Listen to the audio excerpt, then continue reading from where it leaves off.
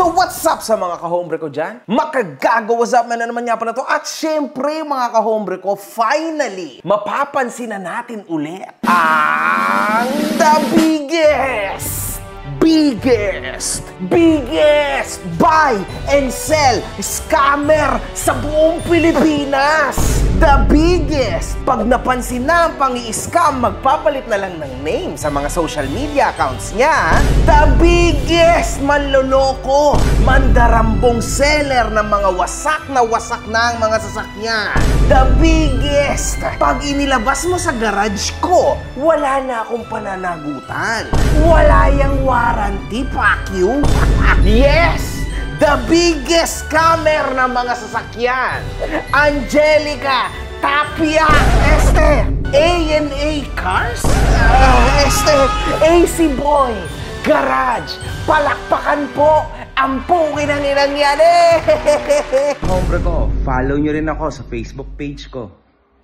Mga kahombre ko, alam nyo na, itong tao na ito ay na-feature na sa ating YouTube channel. Ito po si AC Boy Garage. Huwag po kayong magpapa-scam sa nakikita nyong pangalan sa bago niyang page, which is A&A Cars. It's the same shit. So ngayon mga kahombre ko, mapapansin po natin, ito pong A&A Cars at yung AC Boy Garage back in the day, parehas pong when may 1.3 million followers. And at the same time, sobrang tulok nung gumawa nito, nakakalimutan niyang palitan ang DP niya, which is ganun pa rin. Since 2021, Boy AC Garage. Sa abante tayo, mga kahombre ko. At the same time, pinalitan na rin po ni AC ang kanyang Facebook profile na pangalan. At ang pangalan na po niya ay Angelica Tapia. Pansinin nyo, no video call, no down payment. So, no video call. Alam mo na ibig sabihin nun. This is just a total awareness para sa inyong lahat, mga kahombre ko. Huwag po tayong magpapaloko. Ayun nga lang. Sobrang dami pa ring mga tanga sa Pilipinas. Sana makaabot ang mga videos ko, pati itong video na to, na huwag kayong magtiwala sa reseller o sa seller na ito. Huwag kayong magtiwala sa milyon-milyon na followers kasi itong tao na to is the biggest prank of them all. Simulan po natin sa bago niyang issue. Ang bago niyang issue ay itong Suzuki na kotse na ibinebenta niya. Ito pong Suzuki na to, kung mapapansin nyo sa left, ibang tao po yung nakahawak, mga kahombre ko. Tapos, yung sa right, mga kahombre ko, ibang tao na naman po. So, ibig sabihin, ayan po ang bago niyang estratehiya. Estratehiya niya po na palabasin na naibenta na ito. Samantalang, after a while, ipopost niya po ulit. Iba na naman ang nakabili ng sasakyan na ito. So ngayon mga kahombre ko, kung gusto nyo, sabi nga nitong post, sinong gusto maging third buyer ng isang kotse lang? Hati-hati po kayo. Pwede yan, 4 kasi tig-iisa kayong gulong. Payag ka? Payag ka? So, hindi lang yan ang insidente na ito, mga kahombre ko. Eto pa pong sasakyan na ito. See? Same exact situation. Ibang tao yung nasa left na bumili daw kuno, sa right naman po, iba na naman tao yung bumili. At pinost niya po yan parehas. Ganyan pong kagaling tong kupal na to, mga kahombre ko. So, ibig sabihin, hindi totoong nabenta to. Ibig sabihin, ginagamit niyang market lang itong mga tao na pinapalabas niya kuno na naibenta na to. That's it. Finished. Pero sa totoo lang, hindi po naibenta ang sasakyan na ito. It's still there somewhere. Sabi nga ng iba ko mga kahombre, bukas pa ang AC Boy Garage na yan.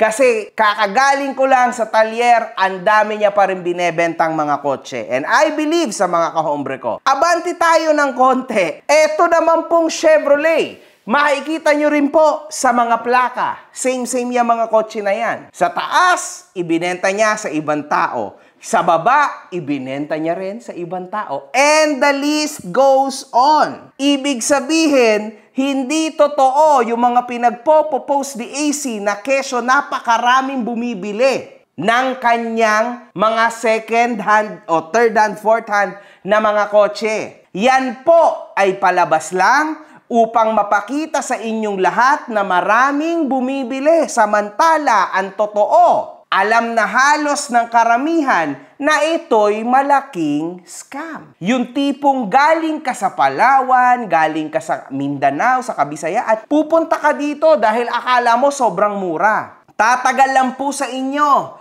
na mga 3 hanggang 4 na oras yung kotse. Hindi ka pa aabot sa patutunguhan mo, wasak na ang sasakyan mo, kahombre. So wala na. And tandaan mo, once na nabili mo, tapos na ang usapan. Hindi mo na makakausap na muli si AC Boy Garage.